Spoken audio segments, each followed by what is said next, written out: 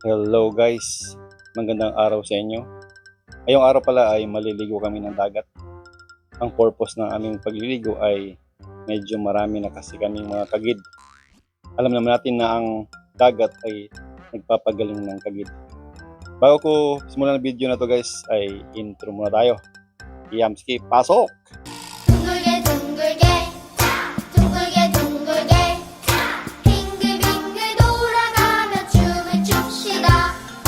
손뼉을 치면서 노래를 부르며 랄라랄라 즐겁게 춤추자. 링가링가링 링가링가링가링 링가링가링가링가링가링 손을 잡고 모두 즐겁게 뛰어봅시다. 둥글게 둥글게 둥글게 둥글게 빙글빙글 돌아가며 춤을 춥시다. 손뼉을 치면서 노래를 부르며 랄라랄라 즐겁게 춤추자. At dito ay pumasok na ako.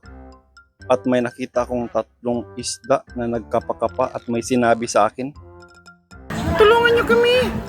Hindi kami pinapakain! Tatlo kami dito! Kaya tulungan mo kami! Maawa ka!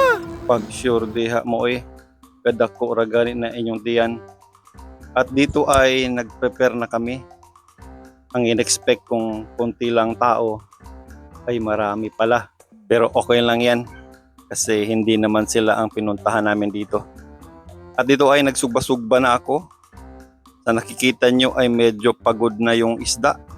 Siguro napagod siya sa biyahe kaya napagod agad. Dito ay naglakaw-lakaw na ako sa balasan. Medyo kaliguon na kasi ako. Kaya mag-isa na lang muna akong pupunta sa dagat. Dito ay naghinahinay akong maglakad kasi medyo masakit yung tinatapakan ko. Puno kasi ng mga bato. At ayan, sa nakikita nyo ay maraming isda.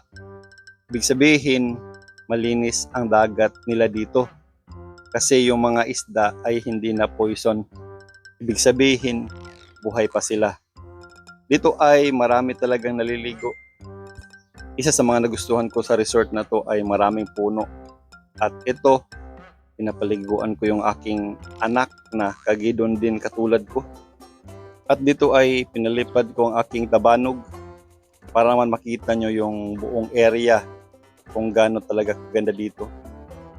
Nagustuhan ko talaga sa lugar na to, maliban sa puno ay yung dagat nila ay color green pag malayuan. Ibig sabihin lang yan ay malinis at hindi marumi. Sabi nila safe daw dito kasi wala daw pating dito na naglangoy-langoy.